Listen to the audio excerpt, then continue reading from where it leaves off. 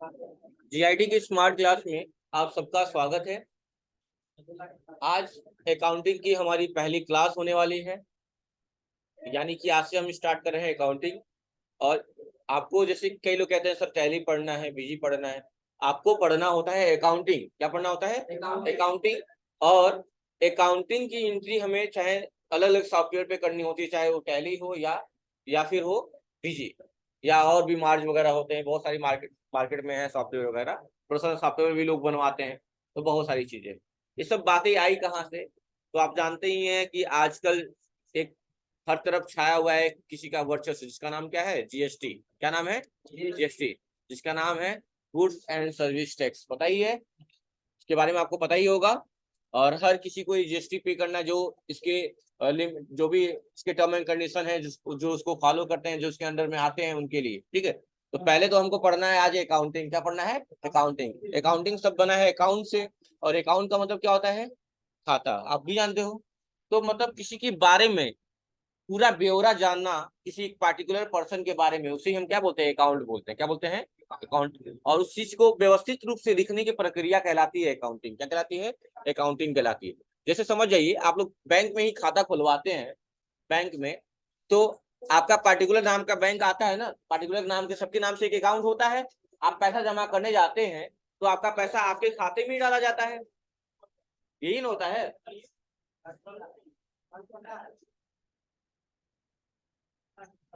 अरे यार, अर्पिता क्लास ले रही है। ठीक,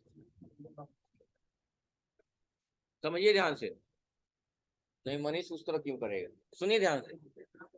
तो अकाउंटिंग का मतलब होता है लेखांकन, यानी कि जैसे समझो अकाउंट है क्या, जो दिन प्रतिदिन आप किसी से लेन देन कर रहे हैं उनको रिकॉर्ड करने का प्रक्रिया क्या कहलाता है? अकाउंट कहलाता है। ट्रांजेक्शन तो अलग है, जो लेन देन होते हैं उसे ट्रांजेक्शन बोलते हैं, और जो इसको लिखित कहीं रख रहे हैं आप लोग और ये रिकॉर्ड पर्पज, उसे हम बोलते हैं अकाउंटिंग। आपने देखते होंगे आप लोग कि हर एक बैंक में किसी ना किसी का खाता होगा। तो आपका जो खाता है, आपको एक पर्टिकुलर अकाउंट नंबर दिया गया होगा। आप जब पासबुक को छुपवाते होते होंगे तो आप ही से रिलेटेड बातें होंगी, कब जमा किए, कब निकाले, क्या किए। कभी ऐसा भी तो नहीं ना है कि बैंक वाला ऐसा करता है कि अरे इसका खाता है, चलो इसके खाता में तो डाल दे रहा है, बाद में इनकम डाल दे, ऐसा कुछ है कॉन्सेप्ट? नहीं।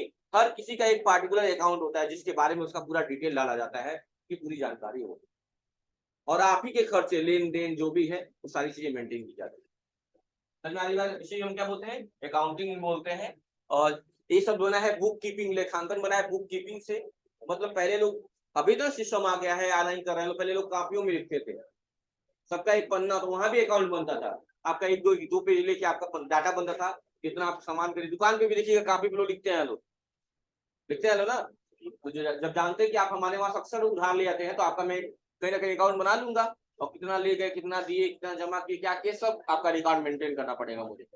उसके लिए काफी सारे एप्लीकेशन भी आ रहे हैं, खाता बुक और पता नहीं क्या क्या, सारा रिमाइंडर वाइंडर सब भेज सकते हैं, बहुत सारी चीजें। तो जो लेखांकन शब्द है वो book plus keeping, book keeping से बना हुआ है। यानी किताबों में किसी का पूरा ब्यौरा रखना, पूरी जानकारी रखना, कि कितने पैसे आए, कितने जमा हुए, कितनी निकासी हुए, सारी चीजें, ये सारा डेटा, उसे क्या बोलते हैं? अकाउंटिंग। क्या बोलते हैं? अकाउंटिंग बोलते हैं। क्योंकि हम लोग पढ़ना है फाइनेंशियल अकाउंटिंग। अकाउंटिंग के भी कई चीजें होती है, कास्ट होता है, फाइनेंशियल होता है, कारपोरेट होता है। तो हमें पढ़ना है फाइनेंशियल अकाउंटिंग। फाइनेंशियल को हिंदी में बोलते हैं वित्तीय। क्या बोलते हैं? वित्तीय। तो आपको ये बात पता होगा कि कई लोग सेलिब्रेट करते हैं 1 जनवरी, वो मानते हैं कि नए वर्ष की आरंभ हो गया, जो भी है। लेकिन लॉजिकली देखा जाए तो हम लोग नए काम जो भी स्टार्ट करते हैं वो हम करते हैं 1 तारीख से। क्या करते हैं? 1 तारीख से, 1 अप्रैल से नए वर्ष की शुरुआत होती है हमारे लिए। क्योंकि अगर हम 7th में है तो 8 में चले जाएंगे, हर चीज का एक हो जाता है। जिनको जो जॉब पे होते हैं उनकी सैलरी इंक्रीमेंट होती है, हर चीजें बात है, हर चीज इसमें है 1 अप्रैल वाले कॉन्सेप्ट में। जैसे हमारे हिसाब से, लॉजिकली हिसाब से, हम लोग 1 जनवरी को क्या नई चीज कोई करते हैं? क्या करते हैं? नए क्लास में जाते हैं, नए अकाउंट तैयार करते हैं, कुछ नहीं करते। क्योंकि फाइनेंशियल ईयर डिसाइड भी किया गया है। तो कोई पूछेगा आपसे वित्तीय वर्ष कब से कब तक होता है, तो आप बता सकते हैं 1 अप्रैल से लेके 31 मार्च तक। तो फिलहाल में कौन सा फाइनेंशियल ईयर चल रहा है? हाँ, इस टाइम क्या चल रहा है? 23-24 चल रहा है, क्योंकि 1 अप्रैल शुरू हो गया ना। 1 अप्रैल, और कौन सा ईयर चल रहा है? 2023। और कब तक जाएगा? अगले 31 मार्च 2024 तक, यानी कि 23-24 फाइनेंशियल स्टार्ट हो गया है, फाइनेंशियल ईयर आपका 23-24 चल रहा है। तो दिक्कत है, तो कोई पूछेगा आपसे फाइनेंशियल ईयर क्या होता है, कब से कब तक होता है, तो आप बता सकते हैं कि फाइनेंशियल ईयर क्या है, 1 अप्रैल से शुरू होता है और हाँ, अगले वर्ष के 31 मार्च तक चलता है। इसमें फाइनेंशियल ईयर में देखते हैं कि आपको बैंकों के द्वारा भी ब्याज दिए जाते हैं ना। तो कैसे दिए जाते हैं, क्वार्टरली होता है, उसमें 3 महीने पे आपको ब्याज दिया जाता है। आपके खाते में जो पैसे परमानेंट बने हुए हैं बैलेंस, उस पैसे के बिहाफ पे आपको ब्याज भी मिलता है 3 महीने पे, यानी 4 बार आपको ब्याज मिलता है सालाना। ठीक है, उसमें भी बैंक में भी पूरा कॉन्सेप्ट यही होता है, क्लोजिंग होता है 31 मार्च को, सारी चीजें। तो काफी ये चीजें इंपॉर्टेंट है, आपका जो ये फाइनेंशियल डेट है 1 अप्रैल से लेके 31 मार्च वाले। वैसे तो लोग मानते हैं, हिंदू प्रथा में मानते हैं कि रामनवमी को नए वर्ष की प्रारंभ होती है। मुस्लिम वर्ग में लोगों में पता नहीं कौन सा फेस्टिवल कोई पड़ता है, तो उस दिन से मानते हैं कि नए वर्ष की शुरुआत हुई है। हाँ, मुहर्रम। तो मतलब सब में एक अलग अलग है, लेकिन लॉजिकली देखा जाए, नियम कानून के हिसाब से, तो ना रामनवमी ना कुछ, सबके हिसाब से एक ही चीज डिसाइड किया गया है, चाहे वो किसी भी धर्म से क्यों ना हो। 1 अप्रैल से आपका स्टार्ट होता है नया टर्म जो भी होता है, तो 1 अप्रैल से और अगले वर्ष के 31 मार्च तक चलता है। समझ में आ गई बात ना? ठीक है, ये बजट वगैरह भी जो पेश किए जाते हैं, ये भी सारी बातें इसमें आती है, बजट वगैरह, है ना। तो चलिए, तो हम स्टार्ट करते हैं। हमको क्या पढ़ना है, फाइनेंशियल अकाउंटिंग। कास्ट कॉर्पोरेट नहीं पढ़ना है हमें, फाइनेंशियल पढ़ना है। फाइनेंशियल का मतलब होता है वित्तीय। वित्तीय वर्ष कब क्या होता है, वित्तीय वर्ष लोग बोलेंगे तो वही बात हुई है। वित्तीय वर्ष का मतलब वही 1 अप्रैल से लेके 31 मार्च तक, याद रहेगा हमेशा। चलिए,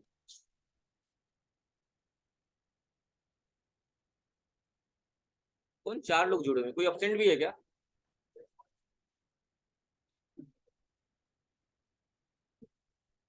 मनीष गुप्ता और रजनीश गुप्ता, सब एब्सेंट वाले, ठीक है, कोई बात नहीं। उसके बाद देखिए, तो नीचे आ जाते हैं, अब थोड़ा पढ़ते हैं इंट्रोडक्शन क्या दिया हुआ है। कह रहा है accounting is the process of the classifying, recording and reporting the an enterprise's business transaction. यानी कि किसी भी इंटरप्राइजेज के या किसी भी बिजनेस के क्या है, क्लासिफिकेशन यानी वर्गीकरण की बात करो, या उनकी रिकॉर्डिंग का मतलब उनके बारे में ब्यौरा रखना, या जो भी प्रोसेस हो अकाउंटिंग को, उसे क्या कह रहा है, अकाउंटिंग कहलाता है। जो भी इन रखने की प्रक्रिया जो भी होती है, किसी के बारे में जानकारी रखना, उनका पूरा डिटेल रखना, उनका लेन देन का हिसाब रखना, उसे हम क्या बोलते हैं, अकाउंटिंग कहते हैं। क्या कहते हैं, अकाउंटिंग कहते हैं। ठीक है, अब थोड़ा ध्यान दीजिएगा। कह रहा है कि अब एक बात बताइए, बिजनेस, ये बिजनेस की बात आती है, आपको बताइए बिजनेस शुरुआत होता है तभी सब चीजें आती हैं, है ना, तभी अकाउंटिंग वाले पर्पज आते हैं। जैसे कि ये भी तो एक बिजनेस ही है ना। ठीक है, अच्छा, बिजनेस स्टार्ट करने का उद्देश्य क्या होता है, लाभ कमाना।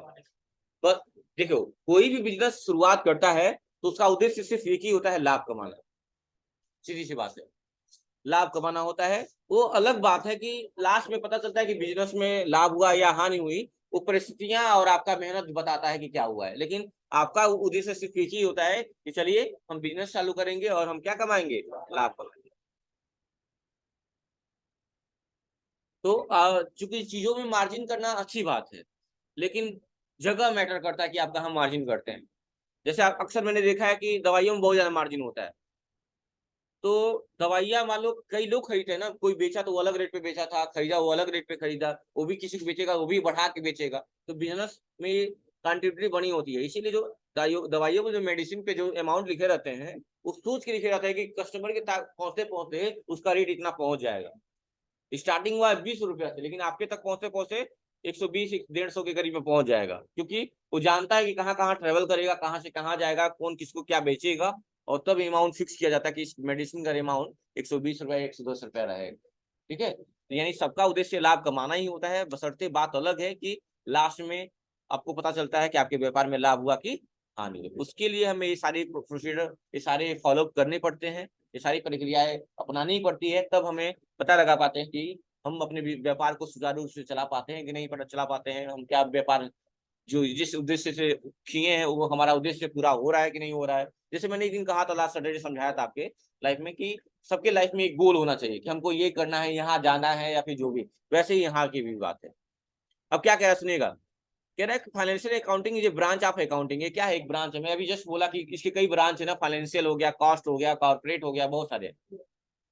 Is primarily concern with preparation of finance statement, और इसकी क्या मदद करता है, फाइनल स्टेटमेंट बनाने के लिए, ताकि ये पता लग पाए कि हमारे व्यापार में क्या हुआ है। अच्छा बताइए, हमने कोई सामान 100 रुपए में बेचा है तो हम ये कह देंगे कि 100 रुपया प्रॉफिट है? हाँ नहीं, सबसे पहले तो हम ये करेंगे कितने में हम खरीदे थे, कितना किराया भाड़ा दिए, कितना रखने में खर्चा किए, सारी चीजें जोड़ के, सब घटा के, जो भी घटा देंगे उसके बाद भी अगर अमाउंट प्लस में आ रहा है तो आपका प्रॉफिट है, और अगर माइनस में आ रहा है तो लॉस हो गया आपको सामान। समझ में आ रही बात ना? तो कोई भी लाभ कमाने के उद्देश्य से व्यापार चालू करता है। कह रहा है फाइनेंशियल अकाउंटिंग के द्वारा हम बिजनेस के रिजल्ट यानी लाभ हानि का भी पता लगा सकते हैं। फाइनेंशियल अकाउंटिंग के द्वारा हम अकाउंटिंग अवधि के समाप्त होने पर, अवधि का मतलब पीरियड, तो अगर कोई पूछेगा अकाउंटिंग का जो टाइम पीरियड होता है वो क्या होता है, तो क्या बताएंगे आप लोग? पीरियड का मतलब समय भाई, मतलब कि 1 अप्रैल से लेके 21 मार्च, वही है टाइम पीरियड की बात हो रही है, वही बात यहाँ कहा है, पता लगा सकते हैं। अच्छा, जैसे कि एक बात समझिएगा, इसमें दो वर्ड आएंगे, ओपनिंग स्टॉक, क्लोजिंग स्टॉक। तो ओपनिंग स्टॉक का मतलब क्या है? जैसे मान लो हमको व्यापार स्टार्ट किए, हम बिजनेस स्टार्ट किए, व्यापार स्टार्ट किए, तो हमने अपने प्रोडक्ट के तौर पे मैंने रख लिया कि कार बेचना है हमको, हमने 5 कार लेके खरीद के और बिजनेस क्या किया, प्रारंभ किया, क्या किया, बिजनेस स्टार्ट किया। कल के लिए नहीं नहीं बता गए ना सर्वे आप बोल दीजिए।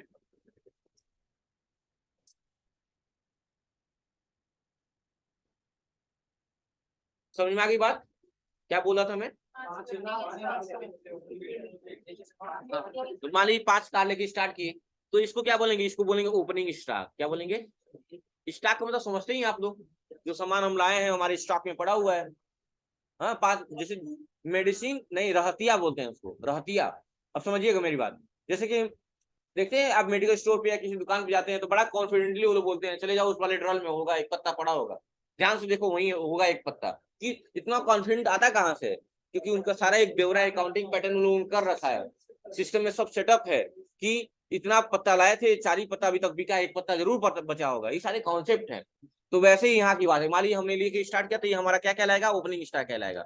और साल के अंत में यानी 31 मार्च तक अगर हमने बेच दिया तो बेच दिया, मान लीजिए 2 रह गया, 3 बेच दिए, 2 रह गया, तो कोई पूछेगा कि ये क्या है 2 पीस, हम कहेंगे क्लोजिंग स्टॉक हो गया। क्या हो गया? यानी जब हमने बिजनेस बंद, मतलब वो व्यापार उस महीने में क्लोजिंग किया उस साल का, तो हमने हमारे स्टॉक में कितना था, 2 पीस बचा हुआ था, तो वही हमारा क्या हो गया, क्लोजिंग स्टॉक हो गया। और फिर यही अगले वर्ष, अगले वित्तीय वर्ष में यही क्लोजिंग स्टॉक क्या बन जाएगा फिर से, इन्हें फेंक देंगे, 1 2 बच गया तो हटा दो, फेंक दो कार। हाँ नहीं, वही कार से क्या करेंगे, 2 3 और खरीद लाएंगे, फिर अगले महीने में यही क्लोजिंग क्या बन जाएगा आपका, ओपनिंग बन जाएगा। यही क्लोजिंग स्टॉक अगले महीने में क्या बन जाएगा आपका, ओपनिंग बन जाएगा। बात क्लियर है? ठीक है।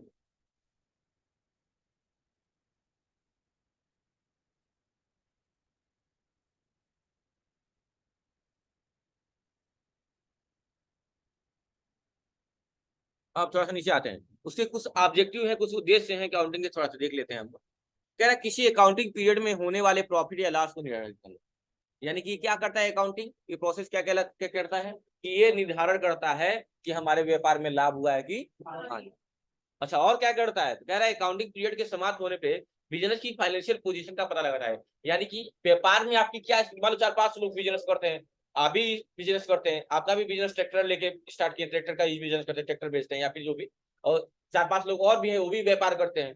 तो होता है जैसे यहाँ पे डॉक्टर लोग हैं पटौना में, संदीप अरोड़ श्रीवास्तव हैं, राजीव मिश्रा जी हैं, और भी बहुत लोग हैं, सब लोग हैं। तो इन डॉक्टरों का भी एक मीटिंग होता है, सब चीजें होती हैं, तो इसमें पता लगता है ना कि व्यापार में किसका ज्यादा वर्चस्व है, किस डॉक्टर का ज्यादा नाम है, होता है कि नहीं होता है? तो वैसे ही 4 5 लोग हैं तो ये पता लगाते हैं लोग कि आपके व्यापार में, मतलब जो बिजनेस में आपकी स्थिति जो चल रही है व्यापार में, वो क्या है, कैसे चल रही है, क्या है स्थिति आपकी, अच्छी है या वीक जोन है, स्ट्रांग जोन है, ये सारी स्थिति को पता लगाता है अकाउंटिंग पीरियड, कि व्यापार में आपकी स्थिति क्या है, ये मैटर करता है। ये सारी चीजें कौन बताता है? अकाउंटिंग टर्म में, फाइनेंशियल अकाउंटिंग ही बताता है। और क्या बताता है? किसी किसी भी बिजनेस यानी किसी भी व्यापार की जो ऑनर है, उनके ऑनर मतलब समझ रहे हैं आप लोग, मालिक, स्वामी, ठीक है, प्रोप्राइटर वर्ड आएगा, ऑनर आएगा, इसका मतलब वही मालिक होता है, स्वामी होता है, ठीक है। जैसे पहले की औरतें जो थी अपने हस्बैंड को भी स्वामी कहते थे, क्योंकि उनके उनके देखभाल का काम कौन करता था? उनके हस्बैंड करते थे, इसलिए स्वामी वर्ड। तो वैसे ही व्यापार को देखभाल जो भी करते हैं लोग, वो कौन करता है? उनका मालिक करता है, इसलिए उसको स्वामी वर्ड दिया गया, प्रोप्राइटर वर्ड दिया गया। ठीक है, तो दिक्कत। और आपको ये बात पता होगा कि जो भी बिजनेस होता है, जो भी कंपनी होती है, वो क्या है? एक कृत्रिम है। क्या है? कृत्रिम है। कृत्रिम का मतलब क्या होता है? जो बनाया गया है। लेकिन हाँ, वो भी एक व्यक्ति है, लेकिन कैसा व्यक्ति है? कृत्रिम व्यक्ति है। कंपनी भी एक व्यक्ति मानी जाती है, कंपनी को भी एक व्यक्ति का दर्जा दिया गया है, लेकिन कैसा? एक कृत्रिम, यानी बनावटी है। आप उसके भी कंप्लेन कर सकते हैं, एफआईआर कर सकते हैं, जो भी करना है आपकी किसी बात को लेके, आप उसमें भी कर सकते हैं। जैसे बाकी लोग इंसान पे आप केस करते हैं किसी चीज को लेकर, अपने अधिकार के लिए, अपने राइट्स के लिए, तो वैसे ही आप किसी कंपनी में भी कर सकते हैं। क्यों? क्योंकि वो भी एक व्यक्ति ही है, लेकिन उसका सारा देखभाल का काम किसको दे दिया, सौंप दिया जाएगा? आप पे केस, मैं आपकी कंपनी पे केस कर रहा हूँ, मतलब किस पे केस कर रहा हूँ? आपके करता हूँ कि आपके कर्ता धर्ता तो आप ही है ना। यही बात। हाँ, कहता है किसी भी बिजनेस के ऑनर, इन्वेस्टर या इम्प्लाई, मतलब कि किसी बिजनेस के मालिक या इन्वेस्टर, मतलब होता है ना कि हमारा बिजनेस है तो आप लोग भी इन्वेस्ट करते रहो लाभ कमाने के उद्देश्य से, या इम्प्लाई जो भी कर्मचारी है। दो वर्ड आता है, इम्प्लायर और इम्प्लाई, जो संजीव बता रहे हैं, आपको ध्यान से सुनिएगा। पढ़िए संजीव, बता दीजिए बच्चों को इम्प्लॉयर क्या होता है और इम्प्लाई क्या होता है। खड़े हो जाइए, बताइए इम्प्लाई क्या होता है और इम्प्लायर क्या होता है, बच्चों को बताइए।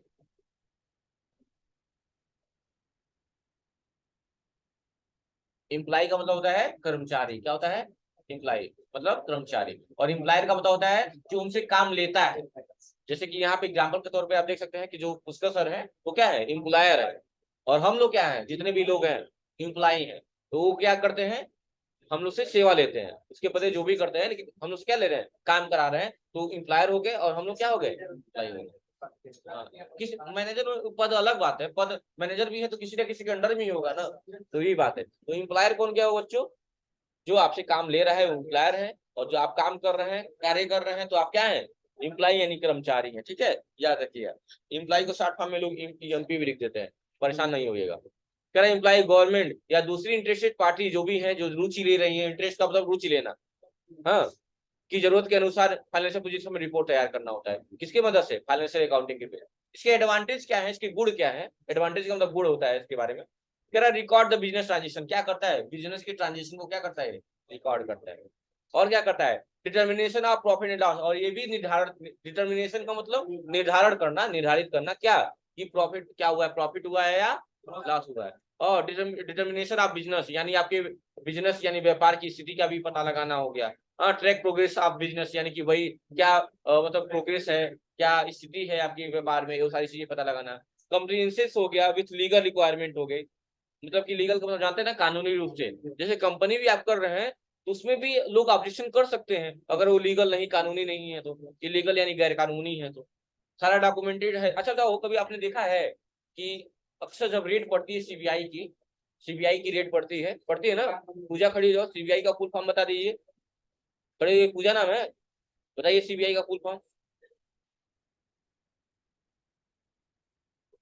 हाँ, बोलिए आप, वो आदत है हम लोग की, क्या कर सकते हैं, बताइए। नहीं पता है, जाइए, बताइए जो ही, आप बताइए। सेंट्रल बोर्ड, सीबीएसई बोर्ड पढ़ा रही हो क्या? खड़े हो जाओ, सुनील, कृष्णा, खड़े हो, बता। Central bureau of investigation. और सीआईडी का?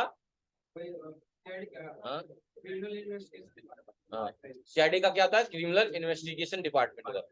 सीबीआई और सीआईडी में फर्क है, ठीक है, क्योंकि यहाँ क्रिमिनल वाली बात आती है सीआईडी, और नॉर्मली किसी किसी को फाइंड आउट करना है, सर्चिंग वाला है, कुछ ऐसा सस्पेंस वाला, सीबीआई। बैठ जाइए।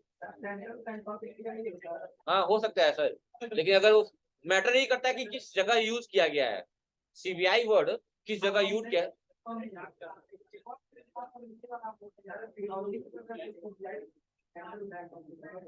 जी जी जी, बिल्कुल। अब देखिए, कह रहा है डॉक्यूमेंट्री एविडेंस, एविडेंस का मतलब होता है गवाह, सबूत। एविडेंस का मतलब गवाह के पर्पज पे ही यूज किया जाता है, ठीक है, तो याद रखिएगा।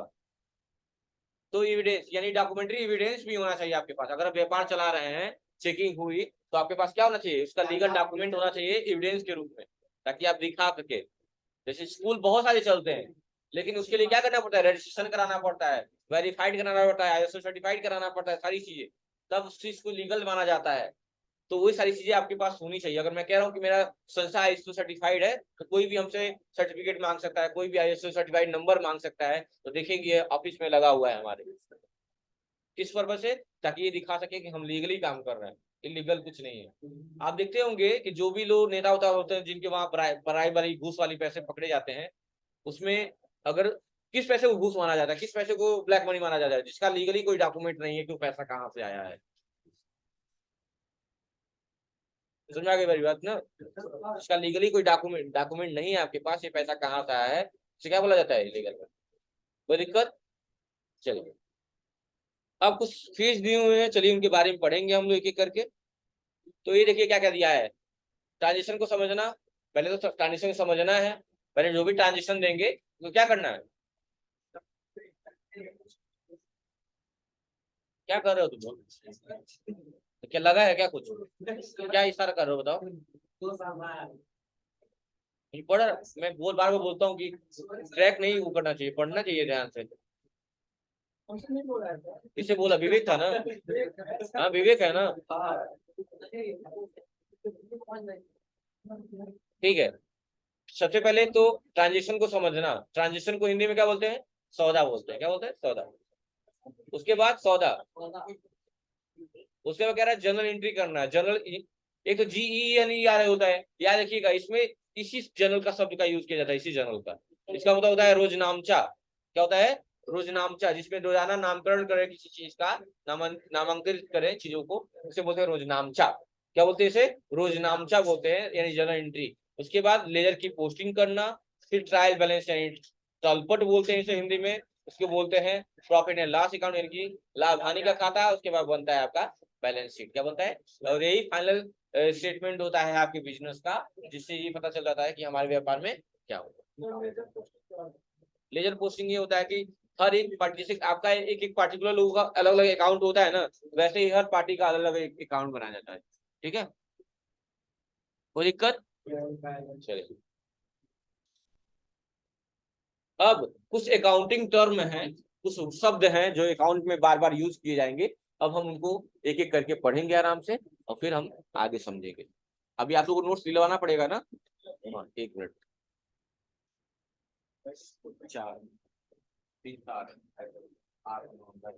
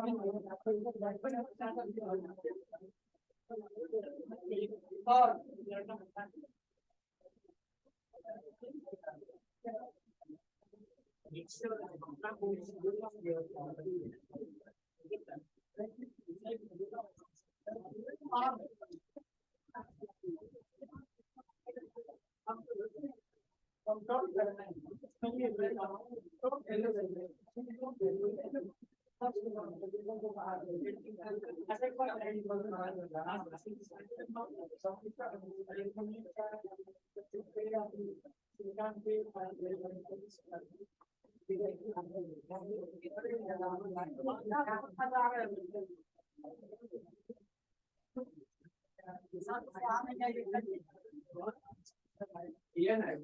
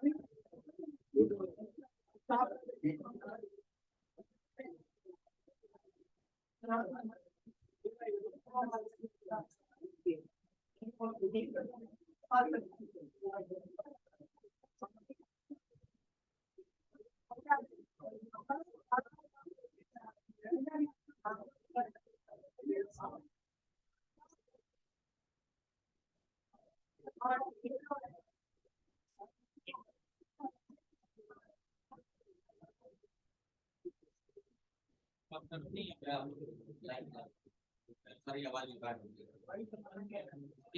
नहीं जाएगी।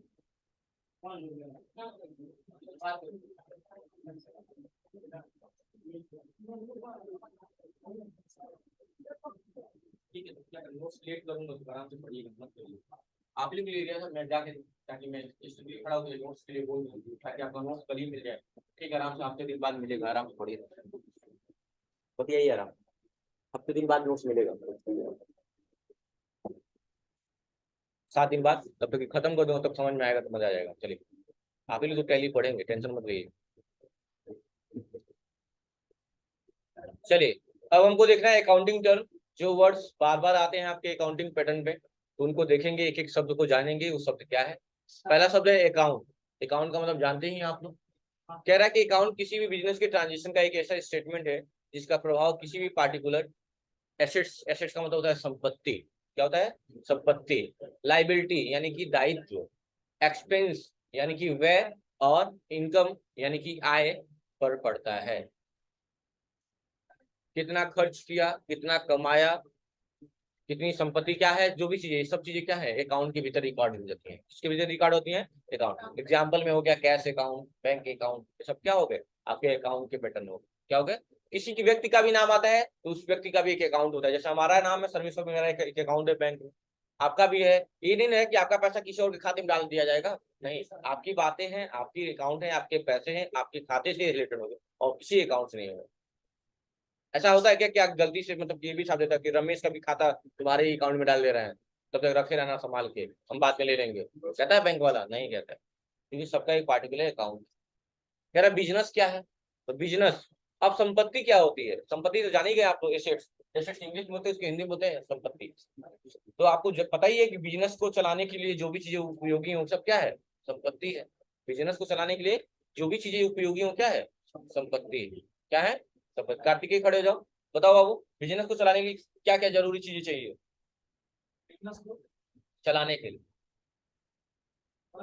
पैसा संपत्ति वर्ड यूज ही नहीं कर सकते हो तुम, कैश चाहिए, चलो ठीक है बढ़िया, और क्या चाहिए, सामान, मतलब जो जिस चीज का बिजनेस करेंगे वो पूरा सामान और उसके लिए जगह चाहिए, हाँ, बिजनेस खोलने के लिए, हाँ, तो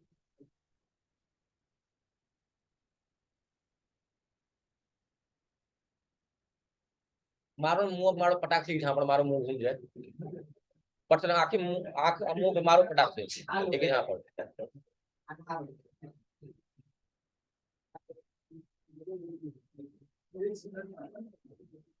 आप लोग भी कुछ बोलते नहीं है, आप लोग मजा लेते हैं, नहीं बोलते कि हाँ डिस्टर्ब करा क्लास तो बोले। हाँ, आप लोग के अंदर कुछ है कि नहीं इंसानियत?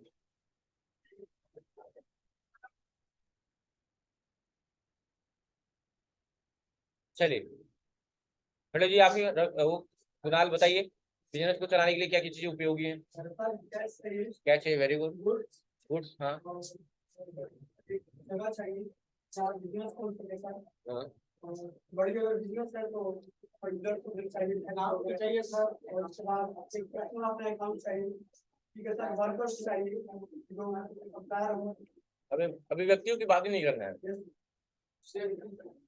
अभी सिर्फ संपत्ति उसकी बात कर रहे थे हम। बिजनेस को चलाने के लिए क्या उपयोग उपयोग सबसे उपयोगी क्या है बच्चों? भूमि, लैंड, मतलब भूमि मतलब लैंड, बिल्डिंग यानी भवन, कैश यानी कि समझ ही रहे होंगे, मशीनरी, प्लस जिस चीज का व्यापार कर रहे हैं वो संपत्ति आपकी, मतलब वो चीज है। जैसे यहाँ कंप्यूटर है तो कंप्यूटर है। जैसे कि यहाँ अगर बात की जाए गायत्री में, यहाँ पे फिलहाल में आप लोग हैं और मैं पूछूं यहाँ पे संपत्ति क्या है, तो सब संपत्ति ही है सिर्फ मुझे छोड़ के, मतलब जो एम्प्लॉई लोग को छोड़ के उनको। ये बोर्ड संपत्ति है, मॉनिटर संपत्ति है, रिमोट संपत्ति है, प्रोजेक्ट संपत्ति है, बिल्डिंग संपत्ति है, फैन संपत्ति है, जिस डेस्क पे आप बैठे हैं वो संपत्ति है। नहीं अभी बताऊंगा, सब सब संपत्ति है। ये मार्कर, ये इंक, इंक तक भी ये संपत्ति ही है। पेन, पेंसिल, कागज, हर चीज क्या है यहाँ पे? संपत्ति ही दिख रही है। एक्सपीरियंस, बिना एक्सपीरियंस बिजनेस कर दोगे? ये बताओ, मैं ये पूछा हूँ, मैंने पूछा सिर्फ नॉर्मली ये पूछा कि बिजनेस को चलाने के लिए क्या चीजें उपयोगी हैं। बिना बुद्धि के बिजनेस चलाने चले जाएंगे?